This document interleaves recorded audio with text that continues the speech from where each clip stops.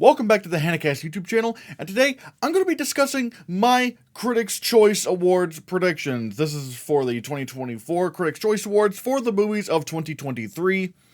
And, yeah, before I get started, I do want to let you guys know that memberships are open for $4.99 a month. You can get member shoutouts, requested reviews, God, I can't speak today, and members-only live chats, as well as badges and emojis. And also, stay tuned, because after I give my predictions at the end of this video, I'm going to be revealing who that special guest is next weekend. This is obviously going to be very different from, like, the Oscar nominations, because there are some nominations of the Oscars where I'm straight up like, no way, like, it's not ever happening, but they could happen at Critics' Choice.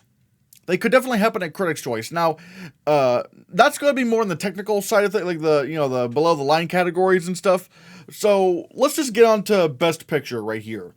At number one, I think Oppenheimer is going to win. I think Oppenheimer is going to win here. Critics' Choice does tend to go with what is the big, front runner. They went with, Power of the Dog. They went with Roma. They went with, I think, like, I'm trying to think of what else they went for. They went for La La Land.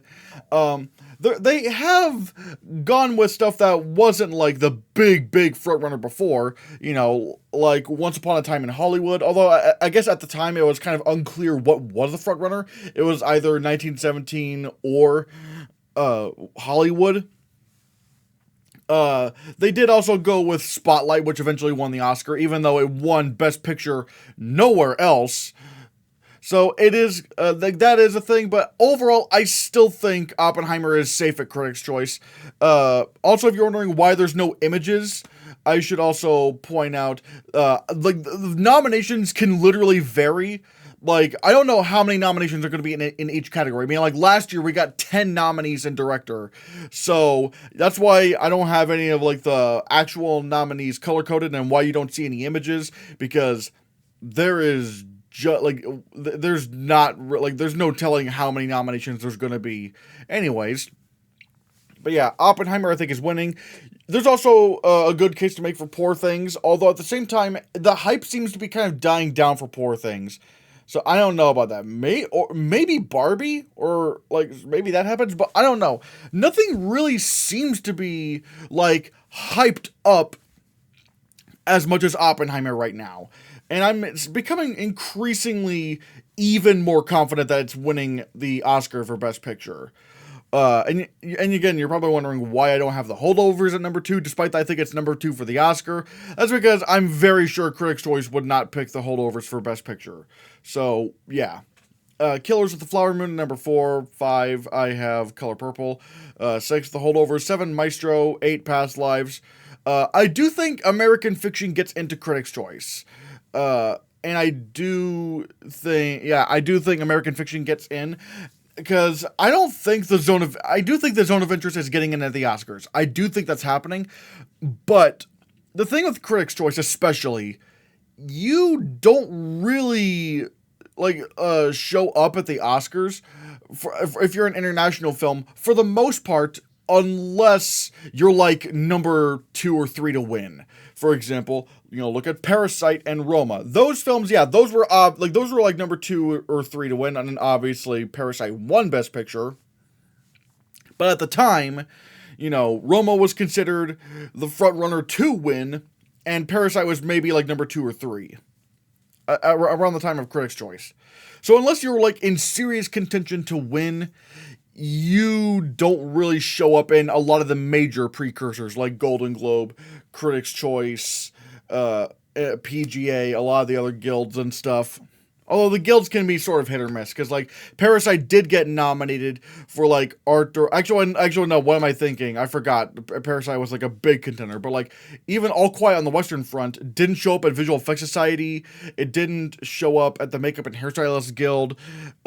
It did show up at Art Directors Guild, and, what was it? The Cinema Audio Society, but even, like, it was very sporadic. Like I said, unless you're in contention to win Best Picture, you don't really show up in any of the major precursors.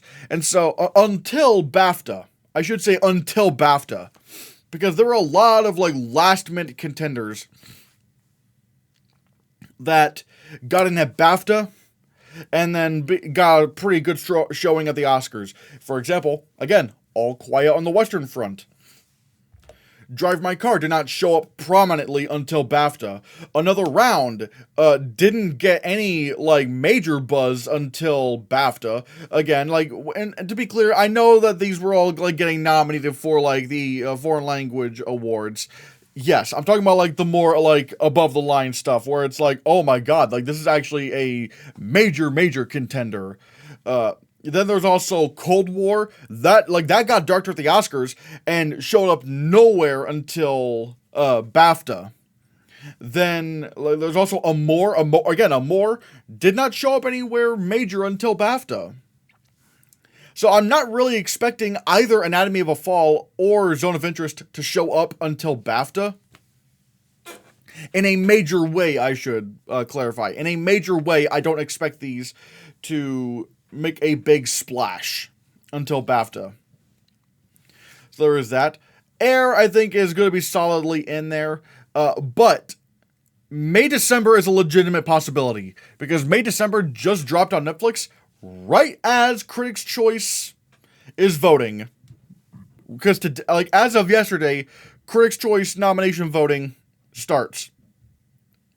And it's going to be for like 8 days. Right now, this is a good time for May-December, because I think here there's a good chance it can pick up a few nominations. Hell, it might even get nominated for Best Picture. It's not going to repeat that at the Oscars, but May-December is having a good moment right now. Obviously critics are in love with this film, so we'll have to see. Honestly, I don't know. I'm not very confident about any of the others. Anatomy of a Fall, no. Saltburn, no. Spider-Man Across the Spider-Verse. Here's the thing. Spider-Man Across the Spider-Verse would have like, I've always said, if Critics' Choice can save Spider-Verse, then maybe I will predict it for Best Picture at the Oscars. But, however, it needs a good chunk of nominations. It needs a good chunk of nominations, which is going to be admittedly hard as an animated film. But, for example, there were some movies that got into Critics' Choice that were clearly, like, at least in hindsight, never happening at the Oscars. Like Uncut Gems. Uncut Gems got nominated for Picture, Director, Actor, and Editing at Critics' Choice. That sound like those are good nominations to have. But when you look at other contenders, like let's take a look at 2019, I should say. Movies with multiple nominations. So Uncut Gems, like I said, got 4 nominations. The Irishman got 14. Once Upon a Time in Hollywood got 12. Little Women got 9. Marriage Story and 1917 got 8. Jojo Rabbit, Joker, and Parasite got 7. Like, and even Ford v Ferrari got 5. That's, again, more than Uncut Gems. Those movies had a significantly stronger showing at Critics' Choice. Like, Critics' Choice, they don't like moving away from their Best Picture nominees in their categories. They just love to vote and nominate their Best Picture contenders. And for Uncut Gems to be in Best Picture at Critics' Choice and not have a strong showing in nominations is kind of concerning.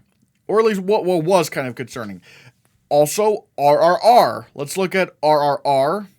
RRR, it sounded pretty good with its nominations, but aside from foreign language film, which, again, that was a given, if we don't count that, it only got 4 other nominations. Visual effects, original song, director, and picture. Again, not a strong showing when compared to a lot of these other movies in Best Picture that got so many nominations. Everything Everywhere All at Once with 14, The Fabelmans with 11, Babylon and Banshees of Inisherin with 9, Elvis and Tar with 7, Avatar: The Way of Water, Glass Onion Knives at Mystery, Top Gun Maverick, and even Women Talking getting 6 nominations. Those, like, that is those, even Women Talking had a stronger showing at Critics' Choice than RRR. And I admittedly, like, I don't know what Spider-Man Across the Spider-Verse would need to get a Best Picture nomination. Because they could, yeah, let's say Best Picture. All right. Maybe visual effects, maybe score, maybe song, if they really want to do it. I mean, is that enough? Now, they could, like, now let's say if they did adapted screenplay would definitely be a good sign. And if they went out of their way to even do editing, all right, then that's very strong. That is a very strong contender. For an animated film, at least. But I don't know if it's going to do that. Because, like, the nomination ceiling for Spider-Verse isn't very high. Again, if it were the Oscars, that'd be a little bit different. But at the same time, Spider-Man Across the Spider-Verse is not looking like it's going to be nominated at the Oscars. And for me to predict it for the Oscar, it would need to have a very strong showing at Critics' Choice. Like I said before, it would need at least like 5 or 6 nominations. And right now, at max, I can maybe see 4. And that's not like 4 or 5, and that's not very strong. Or maybe just 4, because like I said, picture, visual effects, score, and maybe song. Because right now, adapted screenplay is very locked up. It's very tight. So I don't know, like, I don't think Spider-Man Across the Spider-Verse is going to do that here. Again, the zone of interest, I've already explained why I don't think that's getting in a Critics' Choice. And then All of Us Strangers is like, that would be so strange. A movie, because I'm ultimately thinking All of Us Strangers is going to show up nowhere until like a little bit of BAFTA. But even then, it's like, Director. Who knows how many nominations there are going to be in Director? Because this is going to be, like, absolutely nuts. This is going to be absolutely nuts. Because last year, they had 10 nominees, which is just, like, a bit of overkill, in my opinion. Like, why, like, is 5 not, like, why can't you just do 5 for these categories? Regardless, Christopher Nolan, I think, is winning here. I mean, he already won New York Film Critics Circle, and I think even at the Michigan Film Critics Awards, or something like that, Christopher Nolan got nominated for Best Director, and yet Oppenheimer did not get nominated for Best Picture. I think it's starting to show that even if Oppenheimer itself turns out to be weak, people want to give Nolan the Oscar. And so, at Critics' Choice, I think it's going to be Christopher Nolan once more. Yorgos Lanthimos for Poor Things, sure, that could happen. Martin Scorsese for Killers of the Flower Moon, I think that's the easy nomination. Number 4, Alexander Payne for The Holdovers. I think even in a list of 5, Greta Gerwig would get into Best Director for Barbie. I think that would definitely happen at Critics' Choice. But in a list of 10, there would literally be no excuse. Number 6, I'm actually thinking Blitz Bazawule for The Color Purple. Oopsies. There's a little bit of a typo there. Whatever. Color Purpler. Too purple, too furious. But regardless, Blitz Bazawule, I think, would get into Best Director for The Color Purple. Again, 10 nominees. Yeah. But also, The Color Purple is having a big moment right now. Like, it just premiered a few days ago. Or maybe even a week. I'm not. My brain is bad with the times and stuff. But Blitz Bazawule, I think, would get in at Critics' Choice, especially since The Color Purple is fresh on people's minds. Bradley Cooper in Maestro, again, fresh off of that Golden Globe nomination. I think he's going to get nominated at the Golden Globes. I think he'll be safe here in the Critics' Choice. Celine Song for Past Lives, I think that will definitely happen here. Again, list of 10. Ben Affleck for Air. This is gonna be like, Baz Luhrmann and Elvis, where people were just not expecting Baz Luhrmann to show up at the Golden Globes, and then not only does he show up at the Golden Globes, but he also makes it into the Critics' Choice 10. And at number 10, I don't know, maybe Emerald Fennell for Saltburn, because I know last year they nominated Gina Prince Bythewood for The Woman King, despite the fact that The Woman King did not get a Best Picture nomination at Critics' Choice, even though there were 11 nominees. Actually, I just want to go back. Oh yeah, there were 11 nominees for Best Picture last year. So maybe May December actually does get nominated here. But again, it really depends on how many nominations there are. That's really hard. Like trying to figure out like how many nominations are there going to be in a certain category. Regardless, outside of that 10, Todd Haynes for May December could show up if May December turns out to be very strong.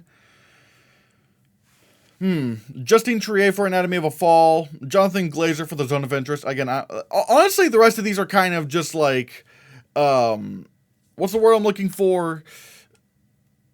Placeholders, because I don't know, maybe if they're like, but Cord Jefferson for American Fiction, Ridley Scott for Napoleon, Andrew Hay for All of Us Strangers, and Ava DuVernay for Origin.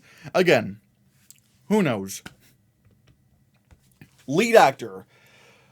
I think here we're going to once again see a Bradley Cooper sweep. I think Bradley Cooper's just going to sweep it this season.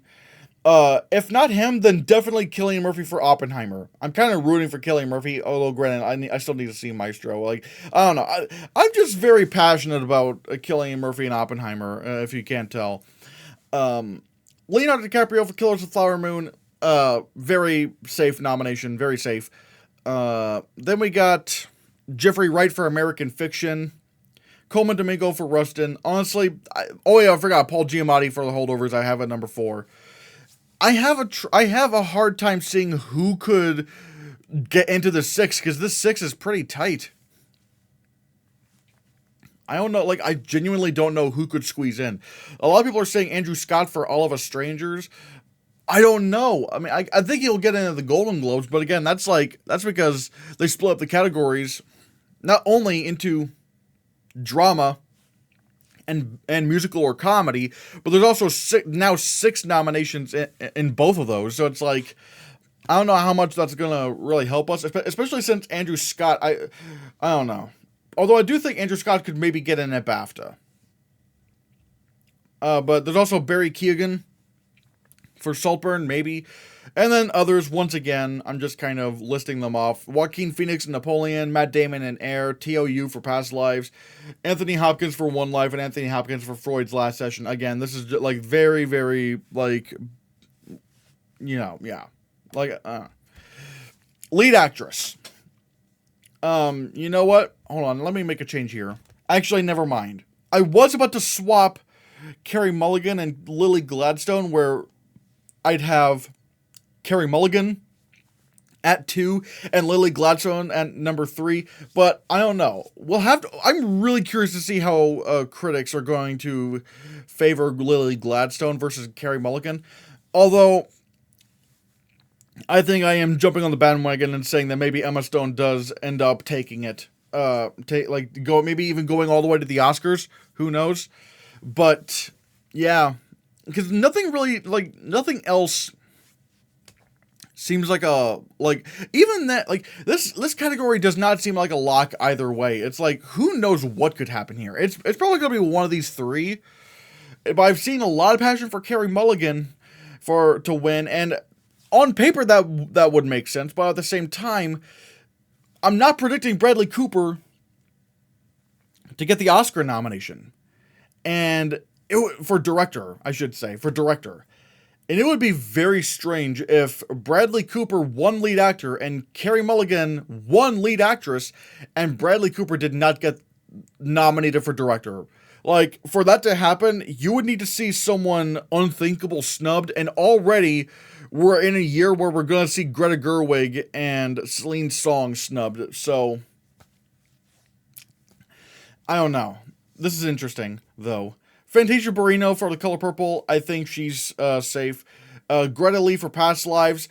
I know a lot of people are saying Greta Lee is dead. I don't think she's dead. I think what's going to happen, because I'm trying to think of the foresight, like what are these precursors going to say? Because there are a few things to keep in mind. Past Lives is in Best Picture. I think it is in Best Picture, so that does help her. Unlike, Daniel Deadweiler in Till or Viola Davis in The Woman King. Like she is in Best Picture. Greta Lee is in Best Picture. However, I do think she's going to get some snubs. I think Greta Lee will get nominated at the Golden Globes for Drama and Critics' Choice, and she's going to miss SAG and BAFTA, and I think she's going to rebound and get the Oscar nomination again. Because the Oscars will save actors that do have snubs. For example, what were some examples? Oh yeah, Michelle Williams. She got saved by the Oscars despite only getting Golden Globe and Critics' Choice. And the same can be said for Meryl Streep in The Post. Like, she also got only Golden Globe and Critics' Choice and then got saved by the Oscars. I think this is probably going to be the case for Greta Lee. So I think she'll be safe at Critics' Choice. And number 6, I might actually go with Natalie Portman for May December instead of Sandra Huller for Anatomy of a Fall, because again, I'm not thinking Anatomy of a Fall is going to perform extraordinarily well. And also, May December is having a big moment right now. Like, everyone's watching May December, everyone's loving it. And again, right as Critics' Choice is voting. So I don't think Sandra Huller gets in. Other possibilities, Margot Robbie and Barbie. I don't know. I don't think so. I think she might get in at SAG, but not here. Kaylee Spaney for Priscilla, Tiana Taylor for 1001. I know a lot of people are trying to think that she's gonna be Andrea Riseborough and To Leslie. I don't know. I don't know about that. Like, especially since Andrea Riseborough was a way more established name. Like, so there's that. Annette Bening and Naiad and Ingenue Ellis Taylor in Origin. I don't think that's happening here. Although I do think Annette Bening is going to happen at SAG. I do think that. Supporting actor. This is interesting. This is going to really show who, this really is a race between Robert Downey Jr. and Ryan Gosling. Like, who is going to end up being the winner here? I will say, if Ryan Gosling turns out to be the front runner for Barbie, that's going to be interesting, because that could definitely help Barbie's chances in winning Best Picture. Because it's, aside from winning, costume design and production design, if it can win screenplay and supporting actor, that's a pretty good argument for Barbie to make in winning Best Picture. That is definitely a good omen for Barbie.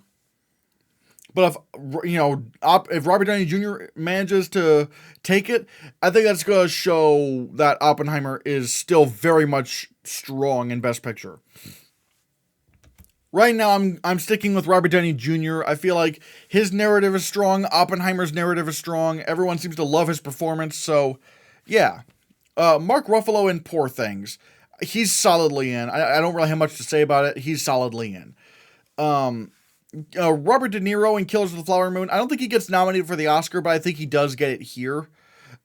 In fact, I do want to make one adjustment. And that change is putting Charles Melton over Dominic Sessa. Now, I still have this theory that Charles Melton is going to be the critics' push. Like, he's going to be the critics' push this season, but I feel like Dominic Sessa is going to have more industry support, especially considering The Holdovers is stronger in Best Picture.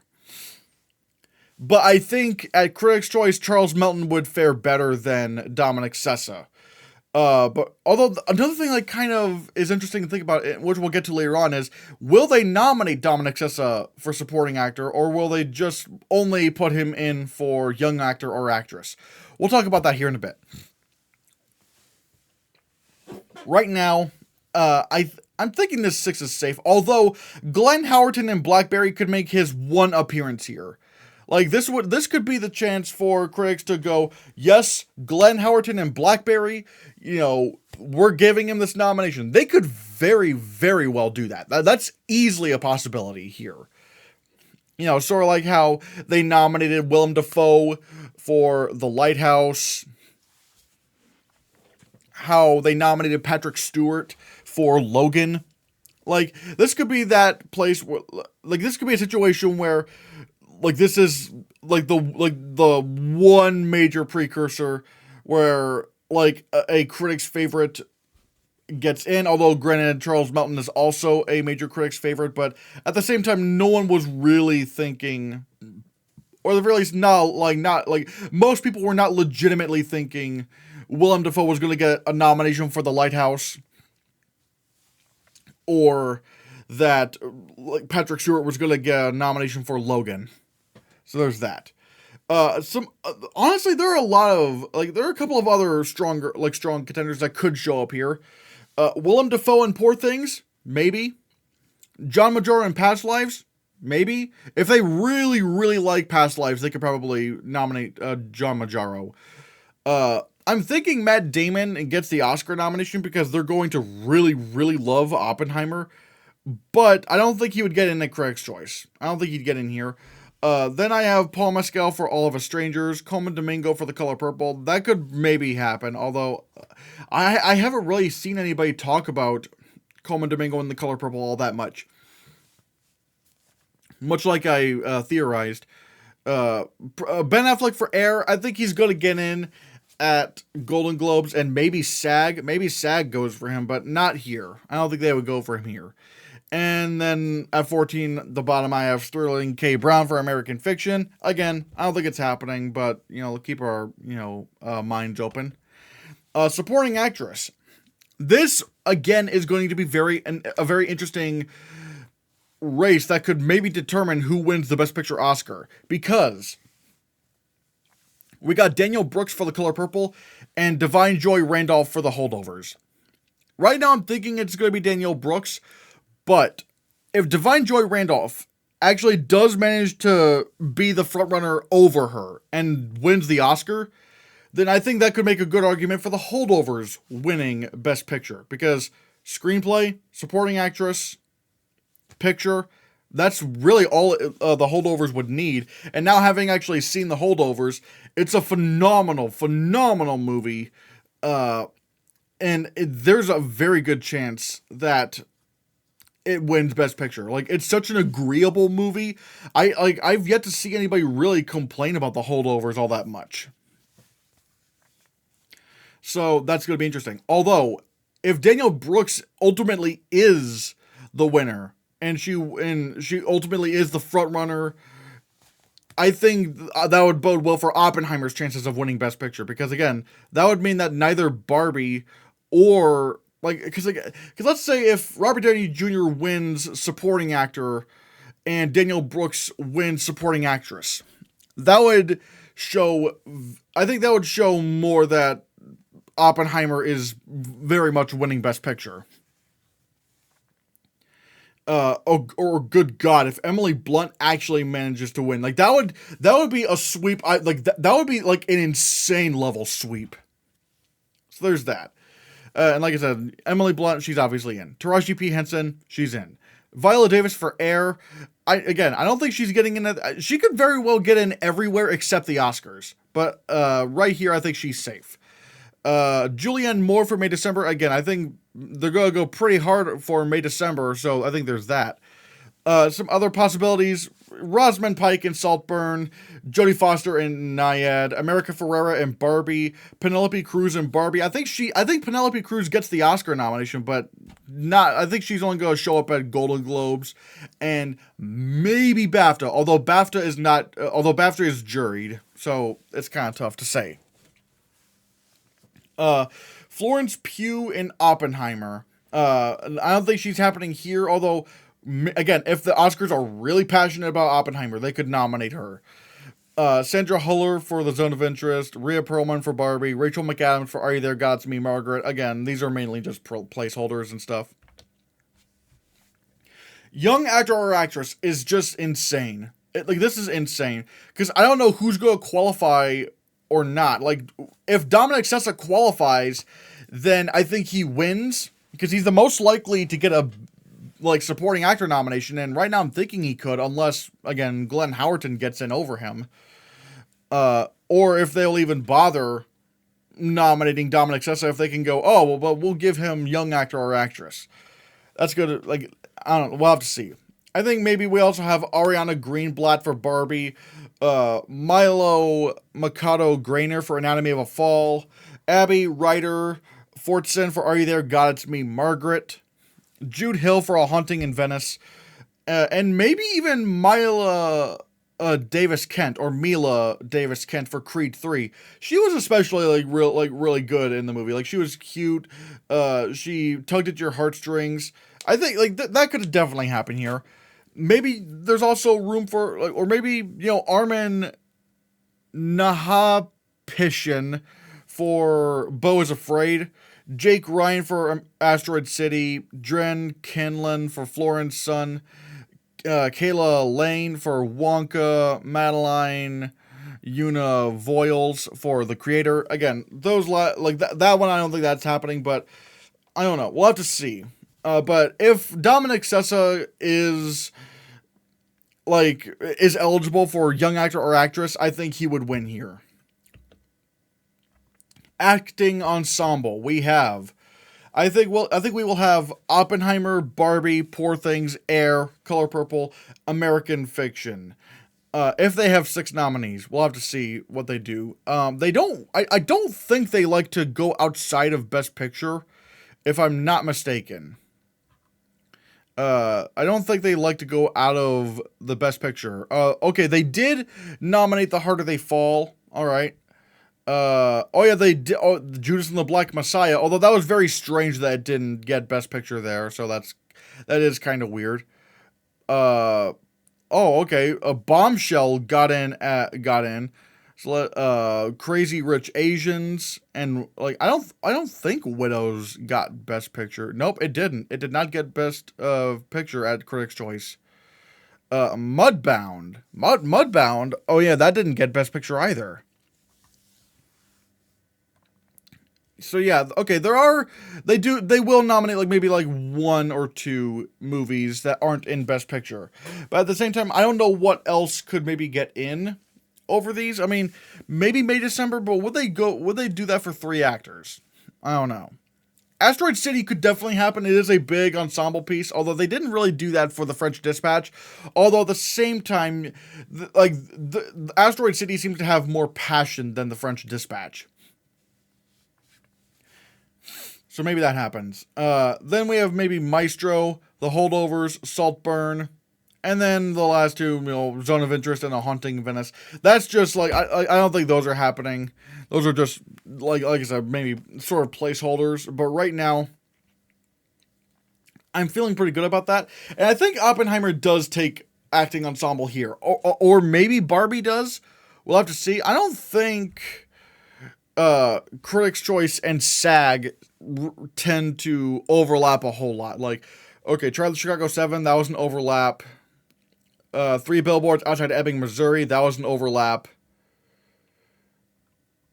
I don't, did Spotlight win? Oh yeah, Spotlight did win SAG Ensemble. Okay, and earlier years, then there was more of a trend with SAG, but I guess in recent years, they've kind of not really aligned with SAG Ensemble. So I'm thinking maybe here Oppenheimer wins and that the SAG Awards Barbie wins. So yeah. Original screenplay. Now, I do think at the Oscars, they will consider Barbie an adapted screenplay. I do think they will consider Barbie an adapted screenplay because, again, it's based off of Barbie characters, and according to the Oscars, pre-established characters as the focus of the movie does count as adapted, and they've done this before with like Whiplash and Moonlight, where they considered Whiplash adapted because there was a short film that premiered before that was around before the movie, and then Moonlight was based off of an unproduced play script. But at Critics' Choice, they did consider Whiplash and Moonlight to be original screenplays. So I do think they would put Barbie in the original screenplay here. But I do think it would probably win. It maybe would win. Now, would Barbie win the Oscar for adapted screenplay? I don't know. Because we don't have Writers Guild. We don't really have writer. I think for Barbie to win, it would need Writers Guild because, admittedly, Critics' Choice is very hit or miss with the screenplay wins than like with the Oscars, like compared to what they do. Because let's take a look in original screenplay, for example. Let's see. They aligned. Okay, that's interesting. The past 3 years, they did align with the Oscar winner. But this is also because like in the past few years, they had Everything Everywhere All at Once, Belfast, Promising Young Woman. That's a pretty strong case to make. But then let's see. Yeah, those are 3. But then they disagreed with the Oscars with Once Upon a Time in Hollywood, First Reformed. They agreed with Critics' Choice. No, Critics' Choice agreed with the Oscars for Get Out. And there was a tie between La La Land and Manchester by the Sea, so maybe they both get points or something like that. I don't know. Spotlight, Birdman, Her. All right. Original screenplay seems to favor the Oscar winner a lot, and even Moonlight, which won adapted screenplay at the Oscars, did not win original screenplay at the Critics' Choice. Although at the same time, I would argue original screenplay is not as locked in, or at least is not as packed as adapted screenplay is. So that's going to be interesting. I think maybe because there's not a whole lot of major competition, Barbie would win here. Although I'm wondering if Barbie can end up winning the Oscar for adapted screenplay, because that will be interesting. The Critics' Choice could go with Past Lives, but I don't know. Barbie just feels like too big. And there's also The Holdovers, Air, Maestro. I think those get nominated, and if there's 5 nominees. If there's 6 nominees, then May, December. So we'll have to see. Honestly, this is tough. This is kind of tough. I'll stick with this right now. And then the other 4, I don't think they're happening, but I'm just mentioning them. Anatomy of a Fall, Saltburn, Asteroid City, Rustin. Adapted screenplay, I think this is just going to be a slam dunk for Oppenheimer. Especially without Barbie. Because I know a lot of people are saying Poor Things, but I genuinely do not believe Poor Things is going to win a bunch of, like, American awards. I think it will perform well internationally, especially at BAFTA. But then again, at the same time, I don't even know how much it wins at BAFTA, because Oppenheimer is just so big and so strong in every way. And the screenplay is very smart in Oppenheimer. Like, it's like, I mean, yeah, like it goes into like, it's really emotional, and it really does delve into like the details of Oppenheimer and what he did. But It's also very unique in that the parts where we're looking at things from Oppenheimer's perspective, the screenplay is in first person. And that would be that makes it stand out, and it's actually it's really, really cool. And the screenplay is also just a big page turner for Oppenheimer. So I think because it's the biggest Best Picture contender, and it's also a very unique screenplay, I think it will win at Critics' Choice. Other contenders, I think Poor Things will probably be number 2, maybe Poor Things. Killers of the Flower Moon at number 3. American Fiction at number 4. I think The Zone of Interest will get it over.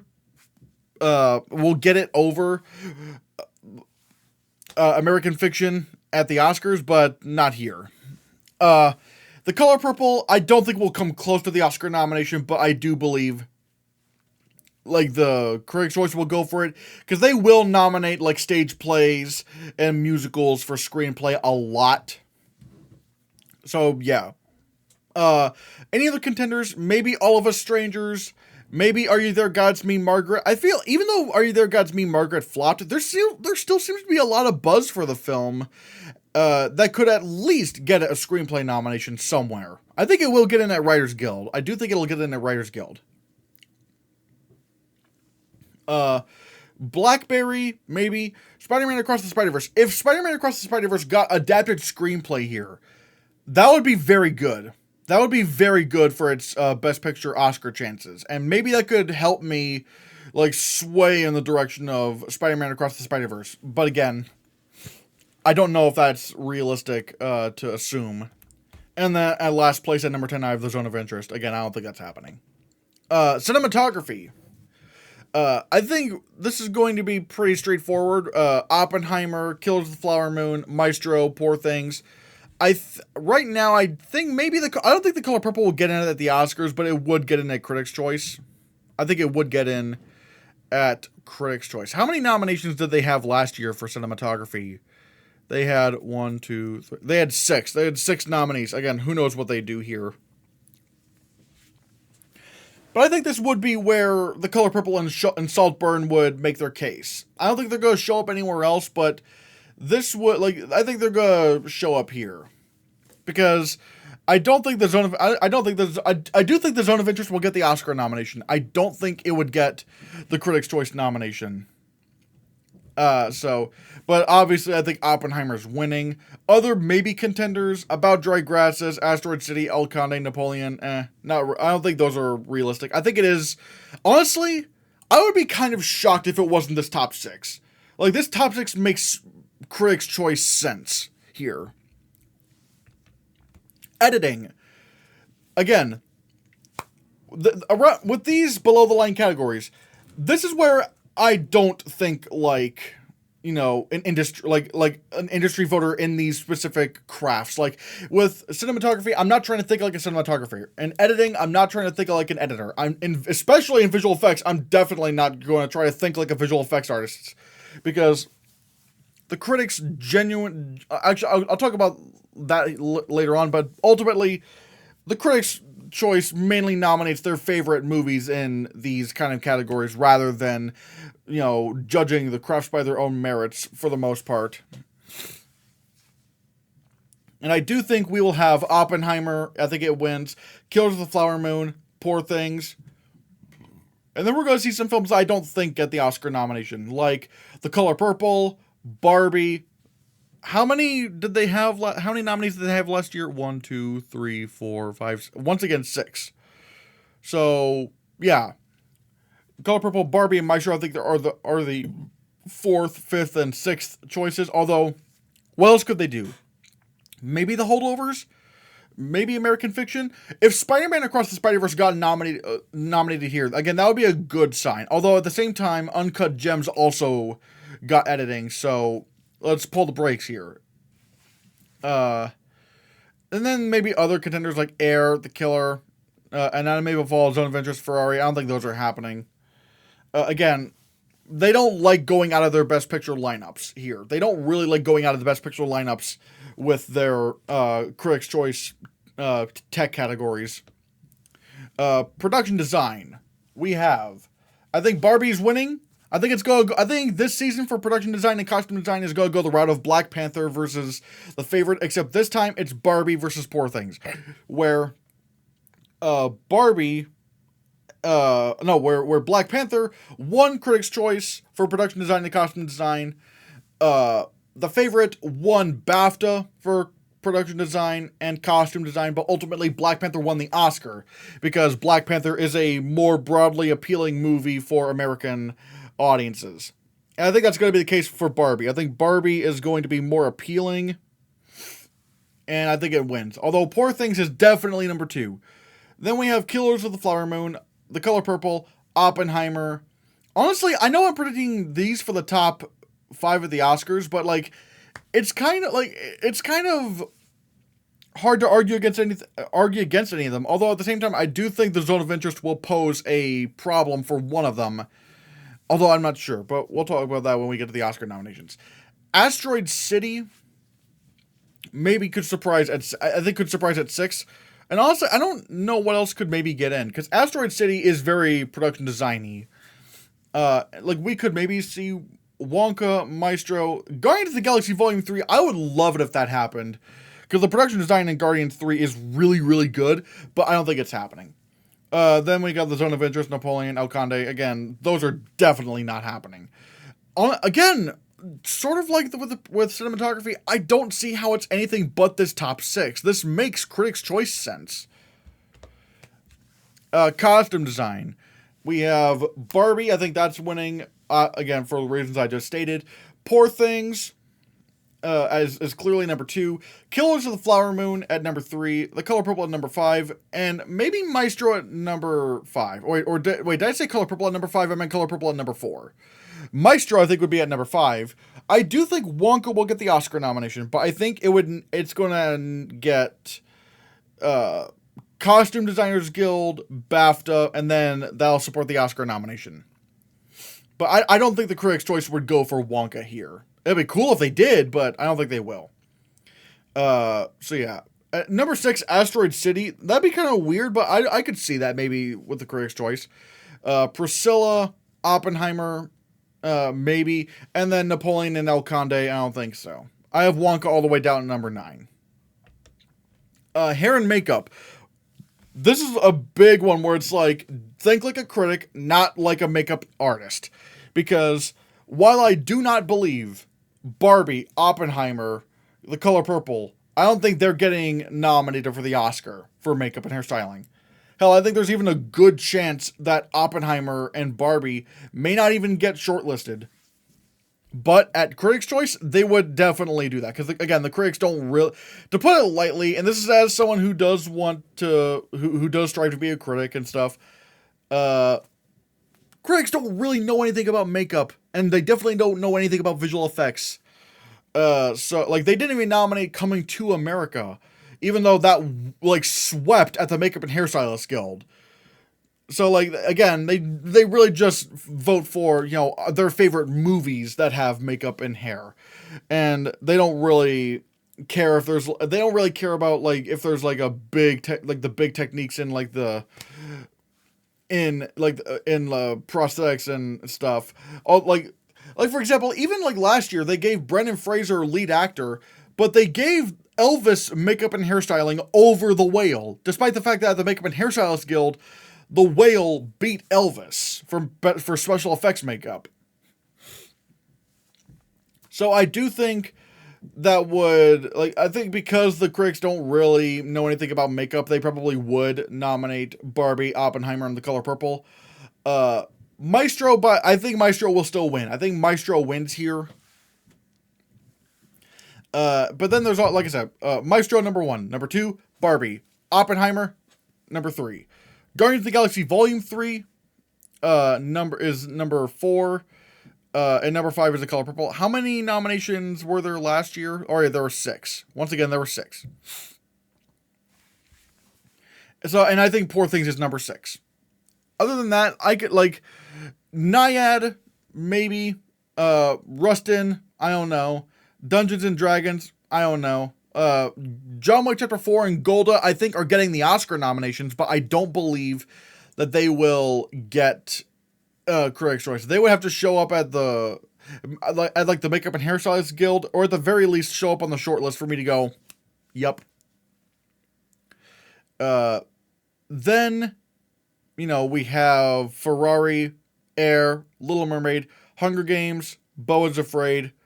Well, yeah, I don't know. I think, honestly, once again, top 6, maybe top 7 is pretty good. I don't know. I'm not sure what else would get in. Visual effects. All right, this is where I'm going to go so different with my Oscar predictions, because I still say Oppenheimer is not getting nominated for the Oscar. Poor Things is not going to get shortlisted for the Oscar. Mission Impossible: Dead Reckoning is absolutely not happening. And even a lot of these other ones, like Godzilla Minus One, they are not happening at the Oscars. But especially Oppenheimer, Poor Things, and Mission Impossible. Absolutely no way. No way they happen. But Critics' Choice the critics are not visual effects artists. They're definitely not visual effects artists, because let's take a look at some of their nominations in previous years, because they will go with movies that that did not even get shortlisted at the Oscars. Like last year, Everything Everywhere and RRR. They did not even get shortlisted at the Oscars. 2021, we had for some reason they nominated Nightmare Alley for visual effects. Like, what was that? Why did they nominate Nightmare Alley? That makes no sense. 2020, they nominated movies like The Invisible Man, which, I'm sorry, did not deserve, even in a year like 2020, did not deserve visual effects. It's visual effects that any movie could do. It's not technically groundbreaking or innovative. It's just kind of cool. But it's the suit, the invisible suit. It was it was pretty obviously CGI. So yeah, that was weird. And let's see. Oh yeah, 2019. They nominated Ad Astra and The Aeronauts and Ford v Ferrari? Again, what? I'm not complaining about the movies themselves, but visual effects, those were not grand visual effects. Those are not innovative visual effects achievements. Oh god. And 2018, they gave the win to Black Panther. They gave the win to Black Panther, despite the fact that the visual effects were the one thing that critics criticized about Black Panther. That showed me that the critics look. I'm not a critic hater. Again, one day I would hope to be a part of Critics' Choice. But however, the critics do not know anything about visual effects. They nominate what movies they like the most that had visual effects. That's what they go for. So even though I do not think Oppenheimer will get nominated for the Oscar, it could get shortlisted, but I don't think it'll get the nomination. Poor Things, so not getting shortlisted, it's not even funny. The fact that people are thinking it gets shortlisted is hilarious, to be honest. Because Poor Things, everything I have seen from Poor Things, as many of the clips as I could find, the images I could find, the visual effects are just an extension of its art direction. That's it. They are not, innovative achievements in visual effects. They are just pretty to look at, and they only serve to extend, the art direction of the overall film. Sort of like how the visual effects and Everything Ever All at Once were only there as an extension of the editing, which, Everything Ever won the Oscar for. So, Poor Things is so not getting shortlisted. That's so not a visual effects movie. Again, not to say that it doesn't have visual effects, but again, the visual effects themselves are not are just an extension of the art direction. They're not groundbreaking or innovative or anything like that. It's just not a visual effects kind of film that they would go with. But Critics' Choice, they would absolutely go for Poor Things. Mission Impossible: Dead Reckoning Part 1. I do not think that gets shortlisted at the Oscars. But I do believe that it would show up here. Because again, critics love Mission Impossible, and they could just go, oh, this has visual effects, so let's nominate it here.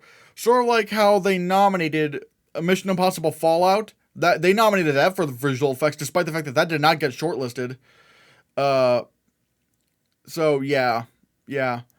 And the reason I was putting in Spider-Man Across the Spider-Verse, and that could very well happen. But I'm actually putting Godzilla -1 here because the movie has just come out right as voting has started. And this is one of the most critically acclaimed Godzilla movies ever. And I think they could maybe do this. They could probably go, oh yeah, well, the competition's weak and, we really love Godzilla -1. We could nominate it here. They could definitely do that. They could definitely do that here. Aside from that, again, Spider-Verse, definitely possible. But if Spider-Verse got a visual effects nomination alone, that wouldn't really help me in terms of like its visual, in terms of its best picture chances.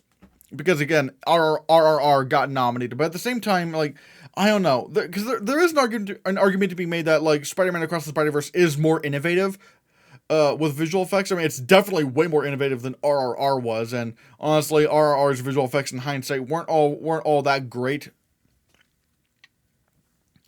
But aside from Spider-Verse, maybe you could get The Little Mermaid. Maybe they do just go with The Little Mermaid. Who knows? Dungeons and Dragons: Honor Among Thieves at number 9. Number 10, Barbie. Again, I'm not saying Barbie makes sense, but it makes Critics' Choice sense. 11, Wonka. 12, Blue Beetle. 13, Aquaman and the Lost Kingdom. I'm not even sure if it's even screened at this point. Who knows? And 14, John Wick Chapter 4. Because what is interesting is that with the Critics' Choice, like I even did a tally. They usually go 3 out of 5 with the Oscars for visual effects. But right now I only have 2, which it has happened once, but at the same time it's not really a strong year. So I don't know. Because right now I'm thinking The Creator gets in the Oscars and Guardians 3 gets in. I don't know what, if The Little Mermaid, again, maybe The Little Mermaid would be that third slot. Who knows, but yeah. Trying to think if I have anything more to say about this. But ultimately, yeah, again, I'm not trying to be mean, but it's like the critics, they're not visual effects people. They usually just nominate their favorite movies in visual effects. Score, I think we're getting, actually, how many did they nominate? How many did they nominate? How many movies did they nominate for score? 6. All right, 6. Okay. A lot of these is literally just 6. I think, yeah, Oppenheimer, it's gonna sweep. It's winning. Poor Things, Killers of the Flower Moon, Past Lives, Elemental, I think it is safe. And honestly, I think maybe even Spider-Man Across the Spider-Verse is going to get in. I mean, Sony is really trying to push the score for this movie. Like, they're really trying to push Across the Spider-Verse for score. I think even the Academy, actually, let me look. All right, I'm not really sure where this for your consideration event was, but basically there was like this event last night where they played Spider-Man Across the Spider-Verse in a stadium and had Daniel Pemberton conduct the orchestra. Like, it was like a live orchestra. I don't know if he was conducting or whatever, but like, basically it was a live orchestra event for Spider-Man Across the Spider-Verse. That, like, I'm wondering if, like, even if this movie doesn't get into Best Picture, if Spider-Verse can get into Best Score. It is tough, though. I think maybe you could still get into Critics' Choice, so there is that. Barbie, I'm not even sure if it's eligible for the Oscar, because there's so many pre-established songs. But maybe Critics' Choice will go for it, because again, they nominated Tar. They gave Tar the award. Again, that's what I'm talking about. Like, because the critics aren't really, like, experts in these crafts, you will get nominations like Nightmare Alley for visual effects, or The Win, Black Panther winning visual effects, or Tar winning score. So yeah, The Killer, Asteroid City, I don't know. Indiana Jones and the Dial of Destiny. I think that does get in at the Oscars, but not here. Wonka, Ninja Turtles, Wish, Zone of Interest. Again, mainly placeholders. I don't think they happen here. Although, God, I still really want Ninja Turtles to get the Oscar nomination so badly. Song, I'm thinking maybe like I'm Just Ken. I'm hoping that wins. I know apparently Gold Derby is saying What Was I Made For is going to win. Oh, please don't let that happen. I really want I'm Just Ken to win. Like, I'm Just Ken is a way better song. So, yeah. Number 3, Dance the Night from Barbie. Again, like, according to Academy rules, 3 songs from the same movie can't get nominated all at once. It has to be at maximum 2. But Dance the Night, but the Critics' Choice, I don't think they have that rule. So I think we could just see 3 songs in this category. This Wish from Wish, Road to Freedom from Rustin. I think those get in here. Actually, let me check how many nominations there are in original song. 1, 2, 3, 4, 5. Again, 6. So, yeah, and then A World of Your Own from Wonka. Although, if they wanted to be cool, they could do Peaches from the Mario movie, and I really want that to happen, despite me not liking the movie, because Peaches is really funny. Then maybe, some others I'm listing here. Steal the Show from Elemental. Keep It Moving from The Color Purple. Am I Dreaming from Spider-Man Across the Spider-Verse. Gonna Be You for 80 for Brady. Quiet Eyes from Past Lives and Calling from Spider-Man Across the Spider-Verse. I do think Gonna Be You from 80 for Brady is going to get the Oscar nomination, because Diane Warren, but the Critics' Choice isn't as nice to Diane Warren. Animated Feature. This, I think, did have 5 nominees last year, and the year before that there was 5 nominees, and the year before that there was that was not the normal Critics' Choice Awards. Oh yeah, I forgot, like 2020 they just put the animated category into the Super Awards for some reason. So we're going off of the 5 nominations. I'm thinking Spider-Man Across the Spider-Verse, Boy and the Heron, Elemental, Teenage Mutant Ninja Turtles, Mutant Mayhem, and I'm thinking Nimona, because Nimona seems to be a little bit stronger than I thought. But if not that, then Chicken Run, Dawn of the Nugget. I don't think Elemental gets the Oscar nomination. I still do not think Elemental gets the Oscar nomination, but it will show up here. It will definitely show up here. No, but yeah, but like Wish, that's dead. Critics hate that movie. I would be actively shocked if the critics nominated Wish for animated feature. I'd be like, you guys hated that movie. Like, what? But yeah. Then other contenders, The Peasants, Robot Dreams, Suzume. But overall, I think this 5 is pretty good. At the very least, the 4 is very good and locked in. I'm still wondering if this, admittedly, I'm kind of wondering if this season is going to be favoring The Boy and the Heron over Spider-Man Across the Spider-Verse. That's what I'm kind of wondering. I think maybe Spider-Man would still win Critics' Choice, but I don't know. I just kind of, But at the same time, if Sony really does ramp up their campaigning, if they really ramp up their campaigning and make Spider-Verse their number 1 priority, maybe it's safe, because I was kind of initially a couple days ago I was thinking, is Spider-Verse losing steam and The Boy and the Heron just adding or being more competitive, like getting more hype? But right now I do think Spider-Verse is safe for the win. I think it's safe. Comedy, this is going to be interesting. How many movies did they nominate for best comedy at the 6. All right, 6. So I'm thinking it's going to be Barbie, Holdovers, Poor Things, Bottoms, Asteroid City, and Joyride. Because I'm trying to think, like, yeah. Oh, wait a minute. What am I thinking? I'm a big idiot. I literally forgot 2 big contenders, and on like that, and one of them has just like completely just gotten to the top 1, gotten to 1, and that's American Fiction. I don't know why when making this list I completely forgot about American Fiction.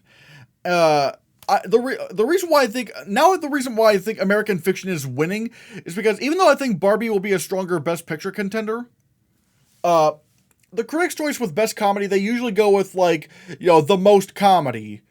For example, even though Everything Everywhere All at Once was a big success at Critics' Choice, it did not win Best Comedy. It did not win Best Comedy. And let's look at other years. All right, Licorice Pizza won the previous year. That makes sense. No Best Picture nominees were in 2020. 2019, you had Jojo Rabbit and Knives Out, which did Knives Out get the Critics' Choice nomination for Best Picture? Let me check. Knives Out. Oh, I know. Knives Out didn't get that. All right, so Jojo Rabbit. Jojo Rabbit was in Best Picture at Critics' Choice, yet they went with Dolomite Is My Name. You have The Favorite, like 2018. The Favorite was nominated for Best Picture at Critics' Choice, yet the Critics' Choice won for Crazy Rich Asians. Generally speaking, the Critics' Choice go with the movie that has the most comedy. And that could definitely be American Fiction. Although it is tough, because Barbie could also do it, but at the same time, again, they could be like, we're already very passionate about it in other categories, we don't need to give it Best Comedy. American Fiction is just straight up comedy. So I don't know why, American Fiction just completely just whizzed over my mind. But I do think it wins Critics' Choice for Best Comedy. Again, Barbie is number 2. Number 3 is The Holdovers. Number 4 is Poor Things. Number 5, I have Bottoms. And number 6, I don't know why I forgot this, Air. Air, maybe, if they consider it a comedy. We'll have to see. Air could definitely happen, although, hold on a second. Wait, let me look for that. Okay, yeah, this is going to be kind of interesting. Will the Critics' Choice consider Air a comedy? Will they consider Air a comedy? I'm not sure. Because it's going to get nominated at the Golden Globes for musical or comedy, because they submitted it there. But at the same time, they didn't nominate, Critics' Choice didn't, the same thing happened with Babylon. Babylon was nominated for musical or comedy at the Golden Globes, yet at the Critics' Choice, they did not nominate it for comedy. You know what? All right, another change. Yeah, I'm putting Asteroid City in over Air. Because it's probably considered more of a comedy. And they did nominate The French Dispatch for comedy. So there is that. Other contenders, Joyride, Dumb Money, Theater Camp, Are You There, God, It's Me, Margaret. Although, I'm not gonna lie, looking at this top 6, or at the very least the top 7, seems so locked in, I don't know what else could get in. Honestly, it seems pretty tight right now, because Joyride, I think, kind of flopped at the box office. No one cares about that movie, sadly. But, yeah. And then foreign language film, this is going to be the last category we're talking about here. I think they'll probably go with, The Zone of Interest might win, or maybe it's Anatomy of a Fall. I don't know. They could go either way, because we know The Zone of Interest is winning at the Oscars, because Anatomy of a Fall did not even submit their film France did not submit Anatomy of a Fall for international feature at the Oscars. But who knows? This is going to be tough.